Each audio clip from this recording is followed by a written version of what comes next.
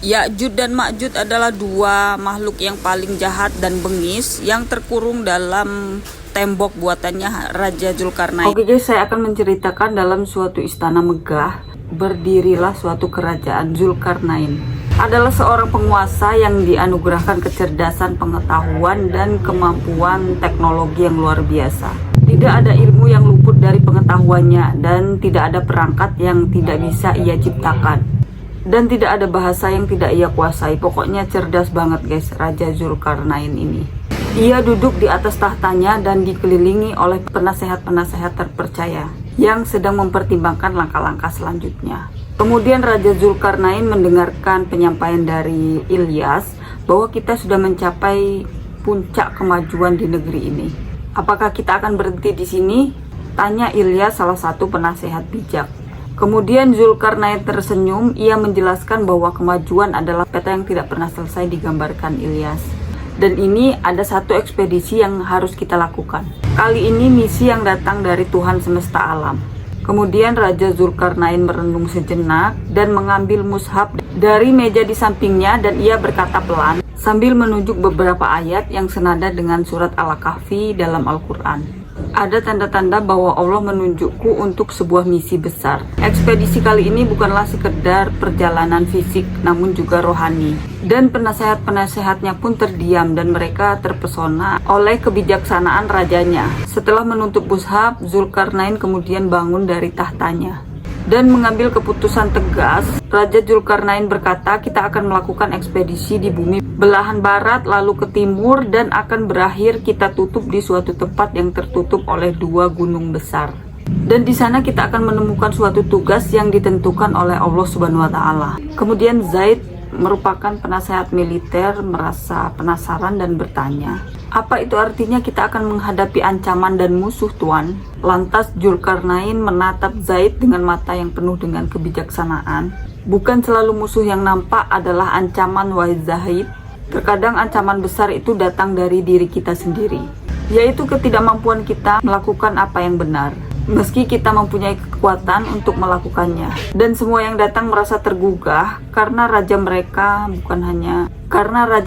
tidak hanya memimpin mereka dalam peperangan atau kemajuan teknologi, akan tetapi ia juga memimpin kita dalam mencari makna dan kebenaran. Kemudian Zulkarnain keluar dari dalam ruang istananya, menatap ke arah langit yang membentang luas dan ia berbisik dalam hati, inilah saatnya bismillah. Sekarang waktunya untuk memenuhi panggilan dari Yang Maha Kuasa dan Raja. Memenuhi panggilan dari Yang Maha Kuasa dan Raja Zulkarnain siap memulai ekspedisi yang bukan hanya menentukan masa depan kerajaannya, tapi juga membawa dampak bagi umat manusia seluruhnya. Dan dengan itu Zulkarnain bersama pasukannya melalui perjalanan yang akan membawanya melintasi bumi, mencari kebenaran, keadilan di atas semua kehendak dari Allah. Kisah ini baru saja dimulai dan setiap langkah yang akan diambil oleh Raja Zulkarnain pastilah penuh dengan hikmah yang dapat kita petik.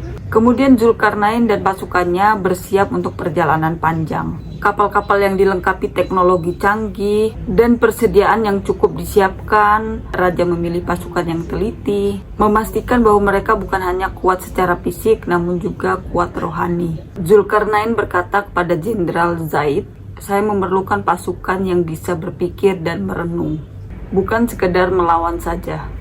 Kemudian Zaid menanggapi hal tersebut, kau selalu memberikan kami pelajaran, wahai Tuan. Ini lebih dari sekedar ekspedisi, bukan? Zulkarnain menatapnya dan menjelaskan ini adalah pencarian kebenaran Zaid. Kita harus selalu siap baik fisik maupun rohani. Dan mereka pun berangkat dengan membawa nama Allah. Setelah melalui berbagai medan yang sulit dan berliku-liku, Raja Zulkarnain dan pasukan akhirnya tiba di lembah yang diapit oleh dua gunung besar, dan di sana mereka menemukan sebuah masyarakat yang tampak sangat berbeda. Kemudian orang-orang di desa ini tampak bingung, berbicara dengan bahasa asing dan terdengar seperti bunyi-bunyi aneh. Awalnya komunikasi hampir mustahil. Prajurit menyeru, serang mereka, hancurkan mereka. Tidak, jawab tegas Zulkarnain, kita tidak datang untuk menaklukkan, akan tetapi untuk memahami dan membantu. Dan dengan keahlian bahasa dan teknologi komunikasi, Zulkarnain menemukan cara untuk berbicara dengan mereka. Meskipun terbatas, penduduk desa itu mulai memahami maksud dan tujuan kedatangan mereka. "Kau siapa?" tanya pemimpin desa dengan bahasa yang patah-patah. "Saya Zulkarnain, raja yang dikirim Allah untuk menolong manusia." "Mengapa kalian tampak begitu ketakutan?" "Ya'juj Ma'juj belkhonam sengkonan besar," jawab pemimpin desa dengan ekspresi ketakutan. Walaupun dengan sinyal yang putus-putus, tapi dengan ilham dari Allah, Zulkarnain mampu memahami inti dari pembicaraan dan raut wajah ketakutan dari warga. Tak lama kemudian, terdengar suara derap kaki yang sangat kuat di balik gunung dan muncullah sosok-sosok yang terlihat kuat dan sangat ganas, yakni Ya'juj Ma'juj telah tiba. "Siapa yang berani mengganggu tanah kami?" tanya pemimpin Ya'juj dengan nada yang menggelegar. Dan raja menjawab dengan tegas, "Saya Zulkarnain. Saya datang atas nama keadilan dan kebenaran." Dan pemimpin Ya'juj pun tertawa sinis. "Keadilan, kebenaran, kami memiliki kekuatan. Dan itu adalah keadilan kami." Zulkarnain memandangnya dengan tenang sambil berkata, "Kekuatan tanpa akhlak adalah bencana yang menunggu waktu." Menghadapi dua tantangan sekaligus, masyarakat membutuhkan bantuan. Dan Ya'juj Ma'juj mengancam, dan Zulkarnain merasa berat. Kemudian Zulkarnain merasa berat, namun bertekad. Ia tahu bahwa ekspedisi ini adalah bagian dari misi yang lebih besar, sebuah perjalanan untuk menemukan hikmah yang abadi. Saat matahari terbenam di balik dua gunung besar itu, satu hal menjadi jelas, yaitu misi Zulkarnain jauh dari kata selesai. Namun ia tahu bahwa setiap langkah yang diambilnya adalah langkah menuju kebenaran yang ia cari. Dan ekspedisi ini baru memasuki tahap yang lebih serius. Dan apa yang akan terjadi selanjutnya adalah sebuah misteri-misteri yang hanya bisa dipecahkan oleh kebijaksanaan dan keimanan. Setelah mengadakan pertemuan tertutup dengan penasehat-penasehatnya, Zulkarnain memahami bahwa waktu adalah pedang.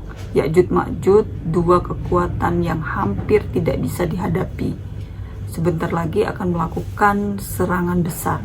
Dan Zaid menegaskan, "Tuan, kita bisa mempersiapkan pertahanan ataupun menyerang. Tetapi apakah itu cukup?" Dan kemudian Zulkarnain pun menjawab, "Kita harus lebih dari sekedar membela diri. Namun kita juga harus melindungi orang-orang yang tidak mampu melindungi diri sendiri, dan untuk itu kita perlu sebuah solusi jangka panjang." Raja yang bijak itu sadar bahwa Ya'juj Ma'juj itu tidak mungkin bisa dikalahkan, walaupun ia mengerahkan kekuatan dari ujung barat ke ujung timur. Dia mendapat ilham bahkan kelak Nabi Isa dan Imam Mahdi akan lari menyelamatkan diri dari mereka, karena memang tidak ada yang sanggup melawannya. Dan satu-satunya solusi untuk mengakhiri penderitaan warga adalah dengan mengurungnya. Kemudian Zulkarnain memanggil para insinyur dan arsitek terbaik di kerajaannya. "Kita perlu membangun sebuah tembok, sebuah dinding yang tidak hanya kuat, tapi juga simbol keadilan dan kebenaran yang kita perjuangkan." Dan usulan ini mendapat dukungan penuh, tetapi ada juga kekhawatiran. Amir, sang kepala insinyur, bertanya, "Material apa yang akan kita gunakan, Tuan? Dan apakah kita memiliki cukup waktu?" Zulkarnain menghela napas sejenak. "Kita akan menggunakan campuran besi dan tembaga yang dipanaskan. Dan mengenai waktu, Allah akan membantu kita jika niat kita benar. Bismillah." Dan ketika tembok mulai dibangun, Ya'juj Ma'juj mulai muncul lagi. Kali ini dengan nada penuh keangkuhan. "Mengapa kau melakukannya, wahai Zulkarnain? Kau bisa menjadi raja yang lebih kuat dengan kekuatan kami." Tawaran Ya'juj kepada Raja Zulkarnain. Kemudian Zulkarnain menatapnya dengan menjawab, "Kekuatan tanpa akhlak hanyalah bencana yang menunggu waktu." Dan Ya'juj menjawab, "Kau membuang kesempatan besar, Zulkarnain. Kami bisa memberimu kekayaan, kekuasaan, dan kejayaan sampai akhir zaman. Ini bisa melebihi kekuasaanmu dari timur sampai barat." Namun tergerus oleh usia, Zulkarnain menghela napas panjang lalu berkata dengan bijak, "Kejayaan dan kekuasaan tanpa keadilan adalah kebobrokan, bukan kejayaan." Sang raja berteriak kepada para pasukannya, "Atas nama Allah, kurung mereka." Dan Ya'juj Ma'juj tidak melawan karena mereka berpikir tembok itu akan dengan mudah mereka robohkan dalam sekejap.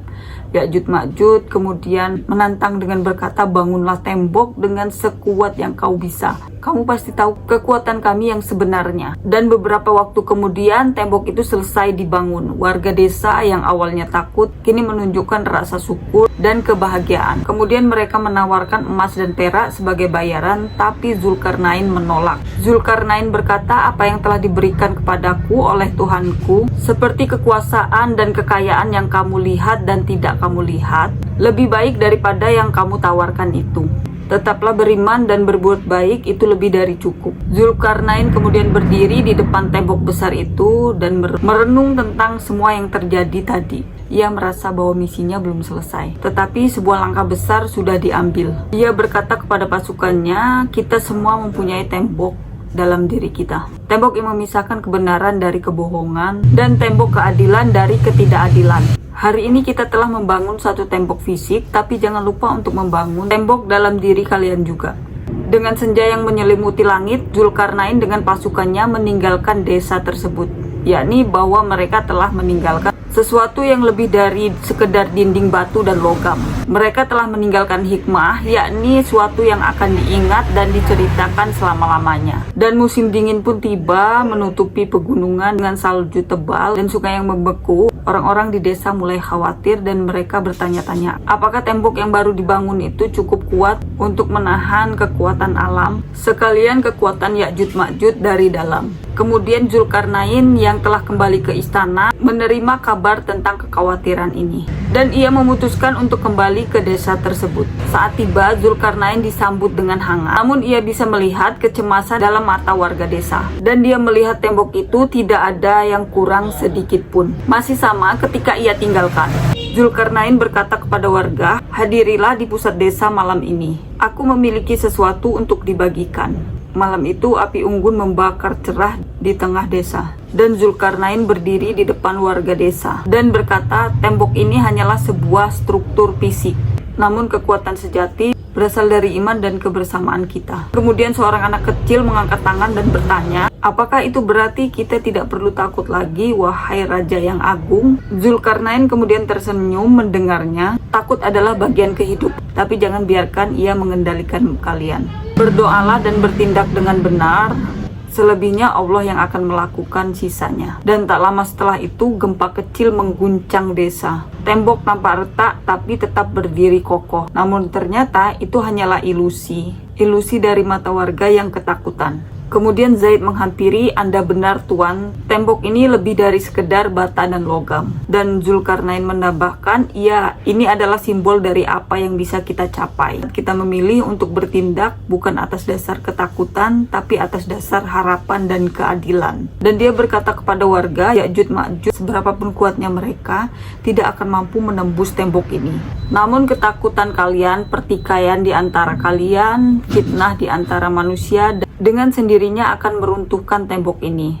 Dan Zulkarnain kembali ke kerajaannya. Dia membawa dengan dirinya kepuasan dan kebahagiaan yang sulit dijelaskan. Dia tahu dia telah membantu sebuah desa, tetapi lebih dari itu, ia telah membantu membangun tembok dalam diri dan hati mereka.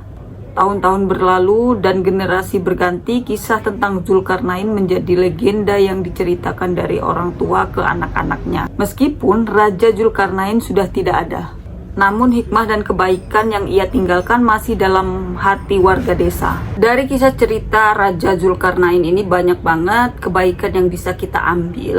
Mulai dari kecerdasan beliau, ketidakmengertian beliau tentang bahasa, namun dengan kepintaran teknologi dan bahasanya, ia mencari bagaimana caranya agar komunikasi antar mereka bisa terjalin dan bisa dimengerti. Dan yang paling penting lagi dalam cerita ini adalah mereka bukan hanya sekedar mengajarkan kekuatan fisik, tapi juga membangun kekuatan spiritual dari masing-masing manusia, perdamaian antar mereka, dan menghindari fitnah karena sesungguhnya itu kekuatan yang sebenarnya. Oke? Nah, jadi sekian saja video kali ini. Kalau kalian suka video ini, silahkan klik like dan subscribe. Next kita akan bahas apa, langsung aja kalian komen di kolom komentar. Oke, see you next video. Salam damai, salam akal sehat.